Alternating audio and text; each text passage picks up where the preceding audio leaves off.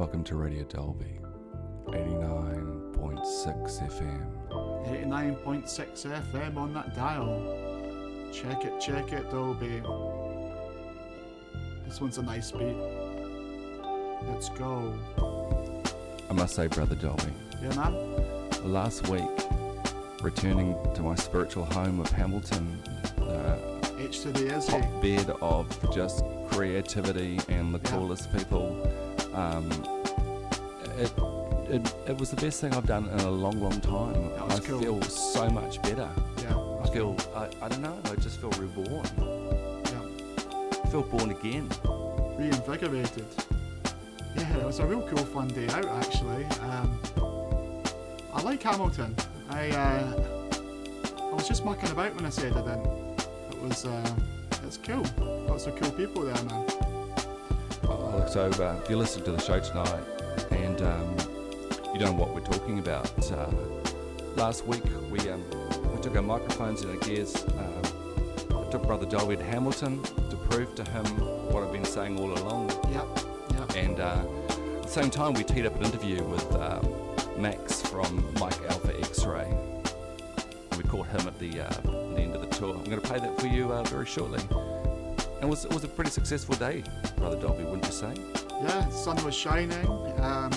Nice bus ride, seeing the sights. It was very, very cool, man. You got to admit though, some of the bars we went to that evening were compared to Dolby City. Anyway, they were pretty good. Oh, no, they're pretty good. Yeah, they were very good actually. Sorry, I don't mean to call them shitholes. Yeah. All right, I guess. I still think we need to spend a bit more time over there, Brother Dolby. I think we need to make it a regular thing. Let's go over there and do some interviews. Yeah, maybe. I don't know if I'm going to go that far. I love the Richard O'Brien statue. I've always wanted to see that actually. All right, we're going to let the guy on the trumpet play this one out, and Brother Dolby is going to press play, and we'll run an ad, and we'll play you the Streets interview from last week. Nice one, man. Nice one.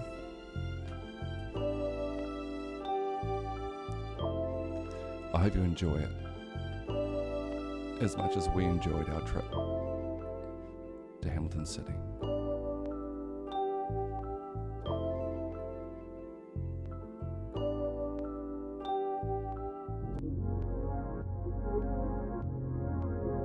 Do you feel like your life is just getting worse and worse?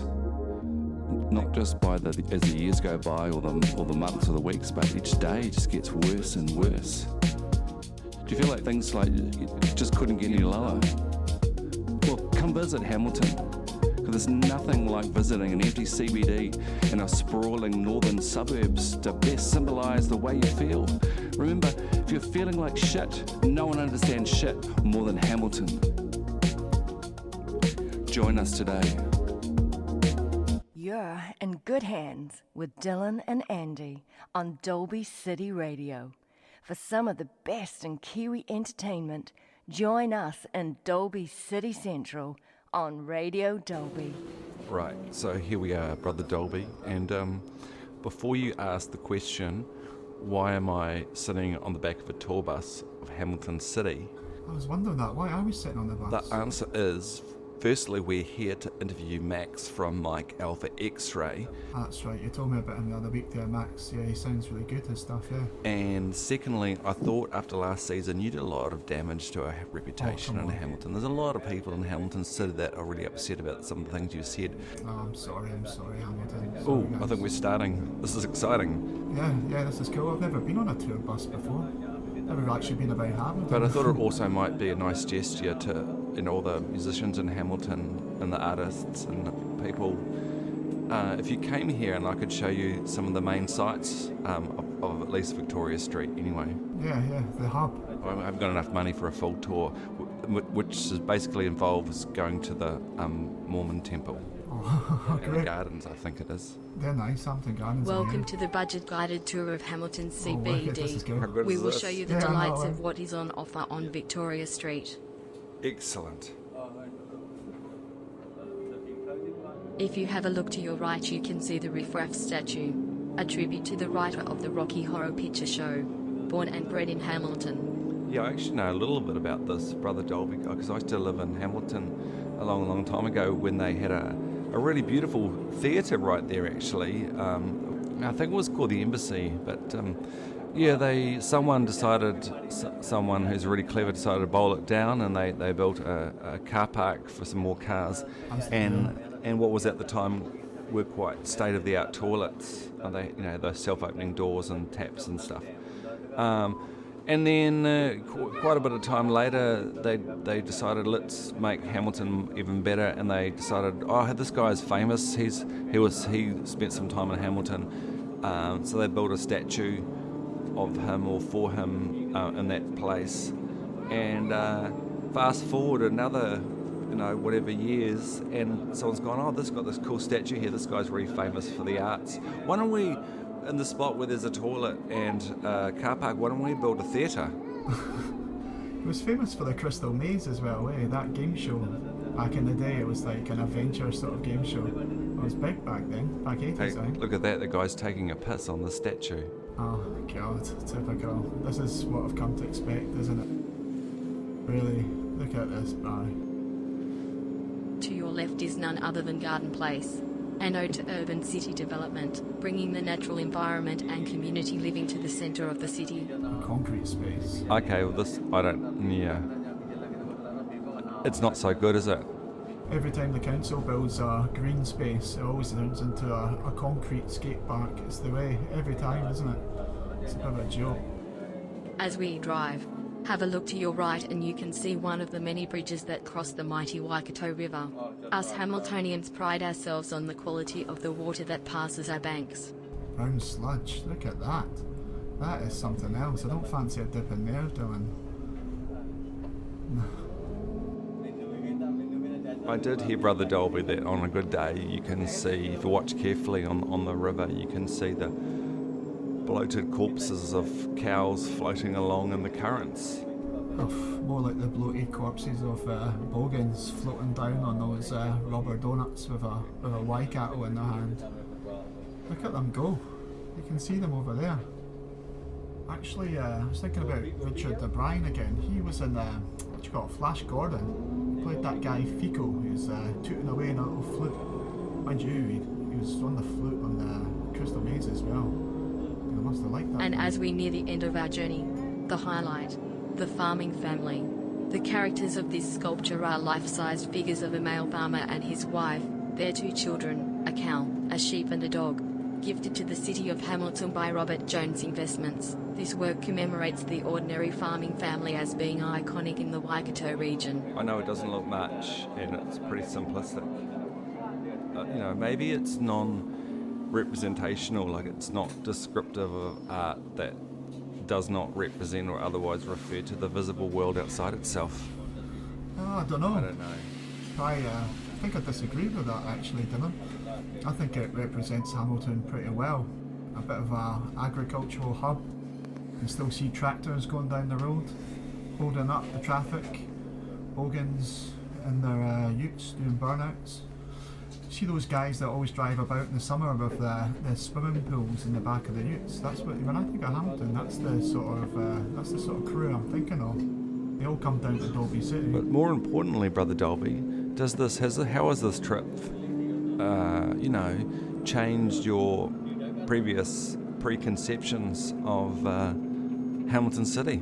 I think I can say it's not quite as bad as I imagined. That's probably... quick, we're slowing down. There's Max. Hey, Max. Yeah, come on. Hey, Brother Dolby, hit play on the tape deck. I'm going to play one of his songs.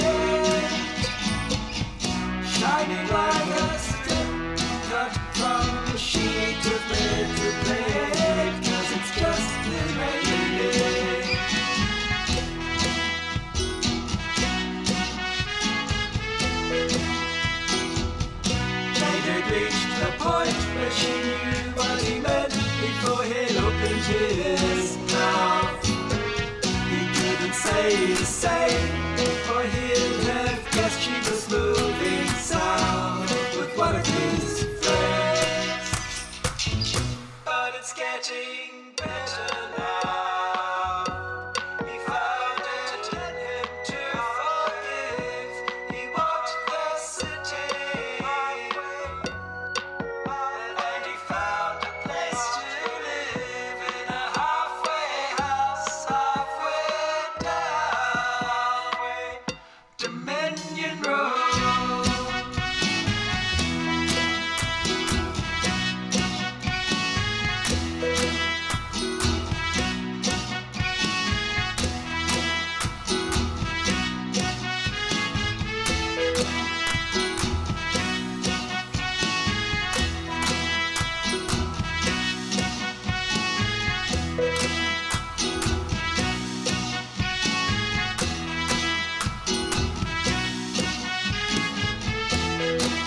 Well, as he watched Jay's brother sell the house, he found no sense of loss. More like a mountain climber looking back, having made it across the steepest face. Oh, but he's still climbing.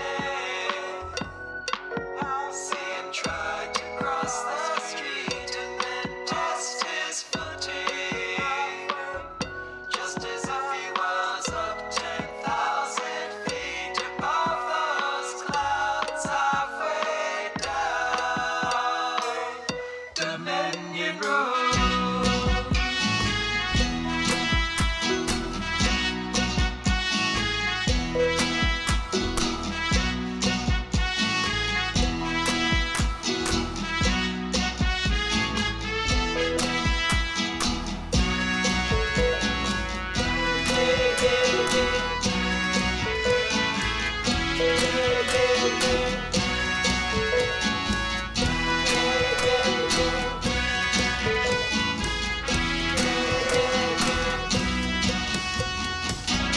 But it's getting better now. He rests his head on the windowsill.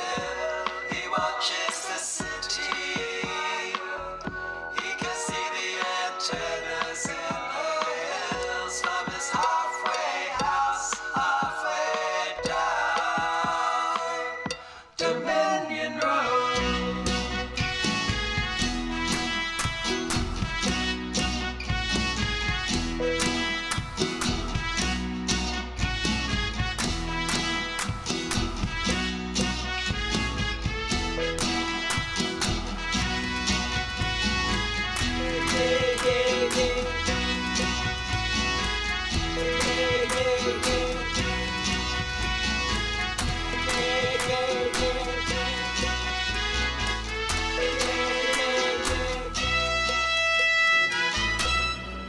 That was Mike Alpha Xray with his cover of Dominion Road by the Muttonbirds, and Max is sitting here right with me on this magical mystery bus tour, although I think it's kind of fizzled out through the lack of actual attractions.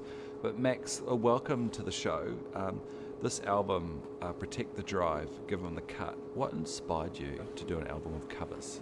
Thanks, I'm glad you like it. The idea behind doing covers was that it was meant to make the whole thing easier. You know, I already had to learn, so I decided I was going to do everything myself, the recording side of things, and mixing and mastering, and I was going to have to relearn how to play the instruments that are on there and everything, so I thought that if I did covers, I wouldn't have to worry about songwriting. What actually happened in the end, though, was that I found myself swapping one form of stress for another. Like, yeah, I wasn't having to edit lyrics or anything, but I was suddenly panicking about Street Chant wanting to beat me up for what I'd done to their song. Your version of Dominion Road is amazing, I must say. I'm really happy with how Dominion Road turned out, especially because absolutely everything in that song is covering up something that went wrong. I actually had an arrangement for electric guitar that I was going to do, but my electric guitar crapped out, and when I tried to play the same thing on acoustic, I realised that I wasn't good enough at guitar for that. So I simplified the guitar line, and then realised that made the song a bit boring, and I thought, no, Don Black, flash and likes brass instruments, doesn't he? So I chucked in some brass, and that got really exciting, so I kept doing that until it went way too far. Then I had to change some of those back to other sorts of keyboards and synthesizers. Then I had to redo the guitar to fit in with that and reprogram the drums. By the time all of that had happened, the vocal line didn't work anymore. The original tune was kind of gone. So I had to cover that up with attempted 5-part harmony. Look, I absolutely love it, but I'm just surprised at how it turned out because it wasn't the plan. Have any of these artists heard your covers? The only original artists who I know have definitely heard any of my stuff would be Bitter Defeat, who are also from Hamilton. They've visited you in Dolby City before, I think. And yeah, they're friends of mine as well. So on the sideline of a cricket match, I played them my version of Pressure, which I'd thrown together 5 or 6 days after their EP had come out, just to give them a little surprise, you know. And for some reason they didn't punch me. So what they did instead was they asked to get their hands on a copy of it as soon as they could. So I thought I'd better make this thing into a song that I didn't mind releasing, which meant that I went home that night, and after the rest of my family had fallen asleep, I hid under 2 couch cushions and did those whispery vocals, and the band still talk to me to this day, which is a pleasant surprise. After listening to your album, I must say you do sound like a master of the DIY home recording.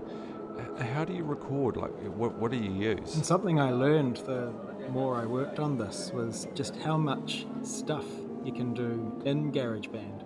I wanted to learn the software a little bit, and I ended up learning the software quite a lot. But the way you can take a guitar line, for example, just record it on acoustic and then pretend that it was played on electric by turning on all of the different amps and pedals that they've got there. I used that quite a lot and ran my voice through a bunch of things that I never expected I'd be using. So the original idea to make this sound like it was more or less done on a 4-track tape recorder went right out the window, and I started clicking around and just finding things to play with.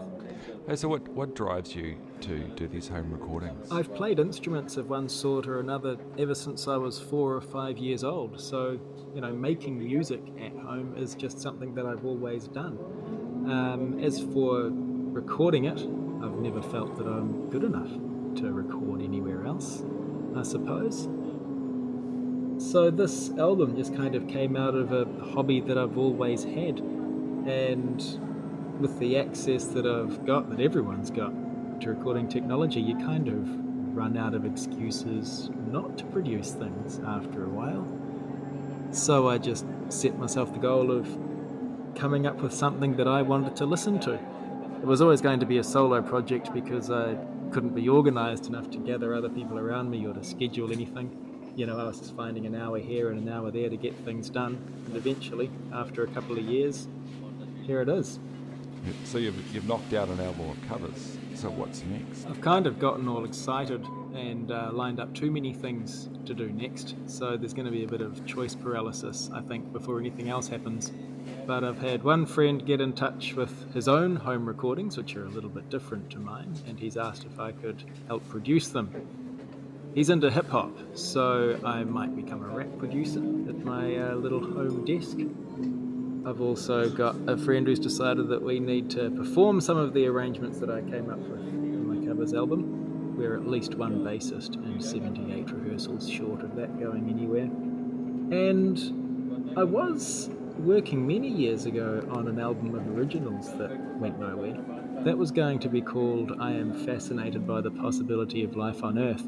And if I could dig out the songs I've written and remember what they were and how they go, that might be something to work on as well. And even before Protect the Drive, Give 'Em the Cut was done, I'd already started thinking of other songs that I might want to cover. I've been building a playlist in Spotify that I return to and see if I'm still inspired, you know, a few days or weeks after I first thought that there are songs that I could make things out of. It's looking pretty interesting to me. The most predictable stuff in there is probably the Coldplay and Whitney Houston tracks that I've dug up. There's a bit of maxi jazz, some pulp, some dust, some El Hotel from Dunedin. Whether it comes to anything or not, we'll see, and whether I can actually play the songs when I try is always an interesting question, but yeah, that's there too. It's funny, but when I was a stupid teenager and I was thinking of what I'd do once I'd become a great big rock star, despite the fact I was never in a rock band, I thought that something I'd love to do was every time we had a single come out, but the B-side would be the cover of a Hamilton song. That's one of the reasons why I decided to put Pressure by Bitter Defeat on this first album. I think there's got to be something Hamilton in everything I do. There always will be, whether I like it or not, so I might as well make it obvious. There used to be a series of shows called The Circle Jerk, where Hamilton bands would turn up and every set would include covers from other Hamilton bands. That was really cool. If that ever came back, that might be something that would inspire me to get out in front of a real life audience, out from in front of my blue snowball microphone. I discovered a few useful rules the longer I worked on it, so I'll go through them one by one. The first one is, don't just pick your favourite songs, because they're all really, really good. And you'll often find with songs that you love, nothing you can do with them can make them any more interesting or attractive than they already are. You know, some songs have been played just the way they should be played, and there's no other approach that's going to do them any justice. So it's not just a matter of picking favourite. Some of the things that worked out best for me I picked because there was something in them that just by listening to them I couldn't work out.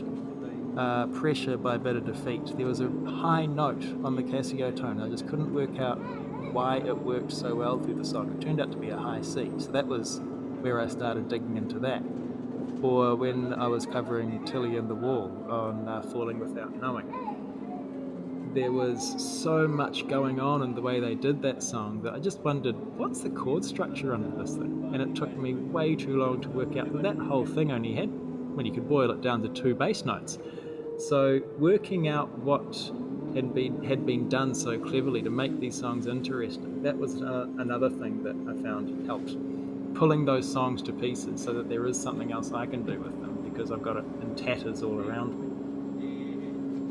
Something else I tried to do was not repeat or replicate anything that didn't need to be there for the song to remain itself. If I think about Stoned Again by Street Charm, they have this wonderful run down the bass fret that pumps through the whole song. So I got rid of that. Or looking at the upbeat and optimistic way that When I Grew Up works in Matilda the Musical. I got rid of that too. And just those choices were to make the songs remain themselves, but put on some completely different clothes, make them sound like themselves in a new way, rather than trying to replicate what had already been done well by other people. Hey Max, if people want to listen to your music, where should they go? All my music is on mikealphaxray.bandcamp.com. Right now that's the only place where you'll find it. You can pay whatever you want for a copy of the album or either of the singles. I do want to put my music on Spotify as well, but I didn't think things through. Turns out you've got to actually license the songs that you cover before Spotify will let you on board. So I figured that if I make enough money off Bandcamp, I'll pay those fees and expand my reach out into Spotify land. It's going to take a very long time at the rate I'm going. Hey, thanks for joining us here at Radio Dolby 89.6 FM. And I must say, I have enjoyed the bus tour. Brother Dolby is about to press play on a track called Under the Rolling Moon. Before you go, can you just tell us something about this song? Under the Rolling Moon was originally by Ducks Limited, who I discovered after I'd started working on the album. They're a Canadian duo with a good jangle thing going on, and they list Flying Nun amongst the acts or labels that have influenced them, which I think is pretty cool for people from so far away. I figured that Under the Rolling Moon had to be a tribute to the Chills, right? If you're into Flying Nun and you're calling songs that, it can't be a coincidence.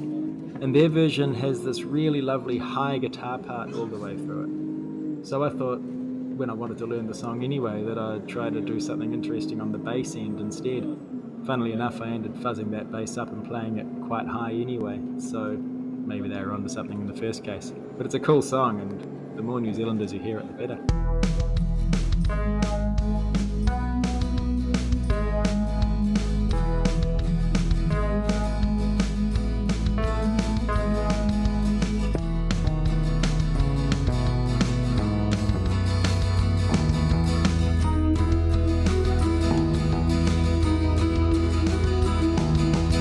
You think you're so clever, but you feel like a fool. You wanted to avoid him, so you walked out of the room. Don't you think it's strange how no one ever called you back? Can't learn to feel better, but you're starting to adapt to long nights that never quite get good. A long time to spend in your bedroom. Dumb shit that you let get to you when you roll under the rolling moon, under the rolling moon, under the rolling moon.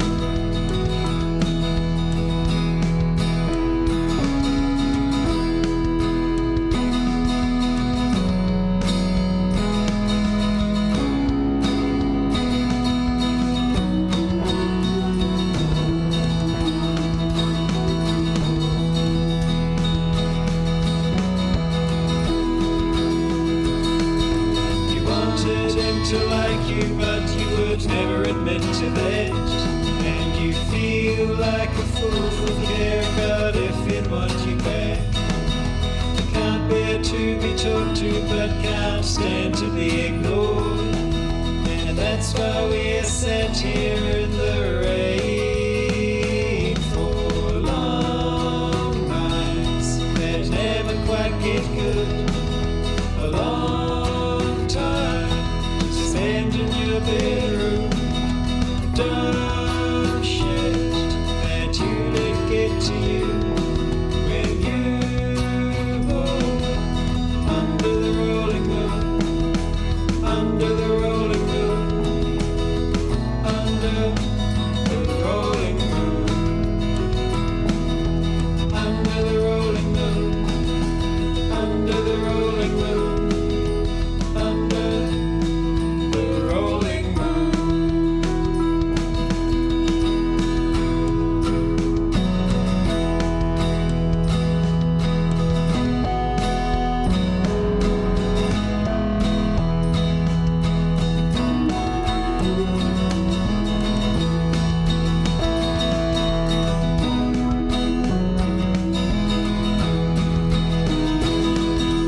Long nights that never quite get good.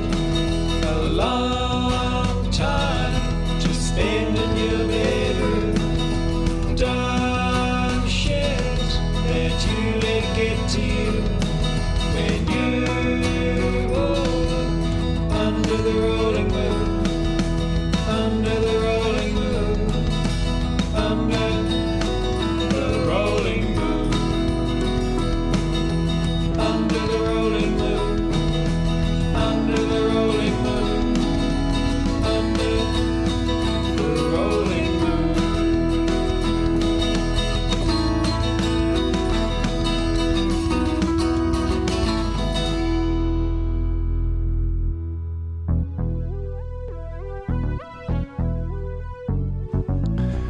Hamilton City Bus Tours has a range of tourist packages designed just for you. We want you to be able to make the most of your next visit to Hamilton. Come frolic around the Riff Raff statue, collect meth pipes and garden place, take a tour of our $2 shops and ride on the corpse of a cow down the mighty Waikato River. Hamilton, more than you'd expect. Hamilton. City bus tours. Hamilton.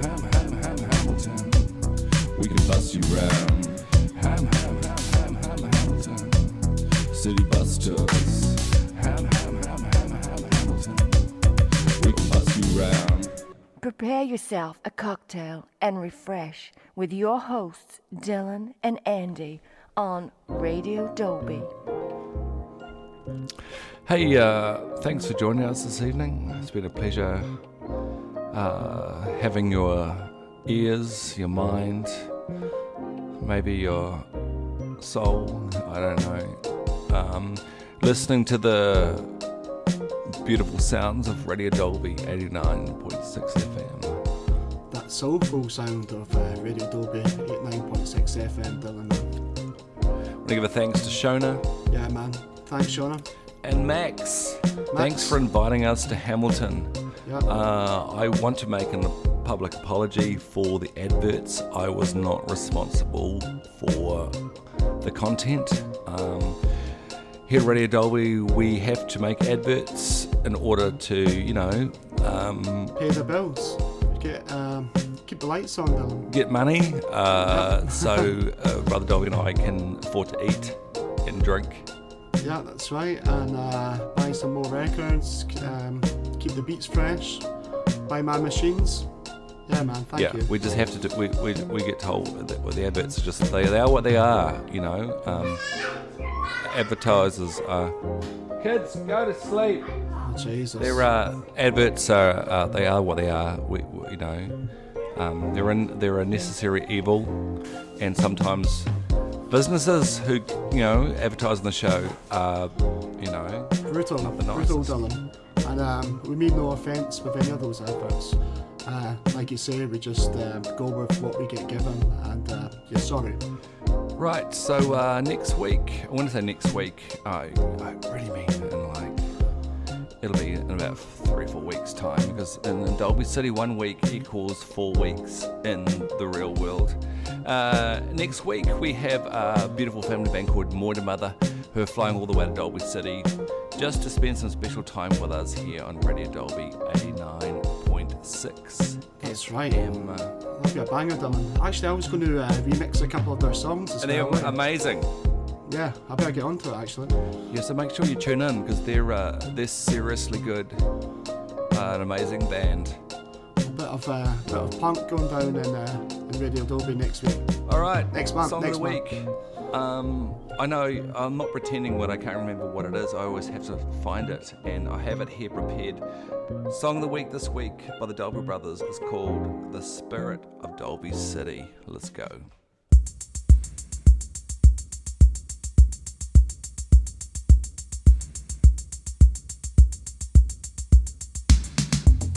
The spirit of Dolby City. Some people say it doesn't exist. Well, it does. Just like the spirit of Christmas.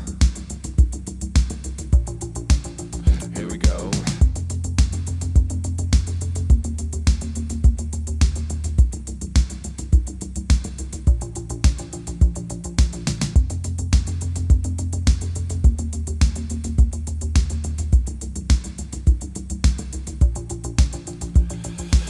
Occasionally, when I say occasionally, I mean like very on the odd occasion.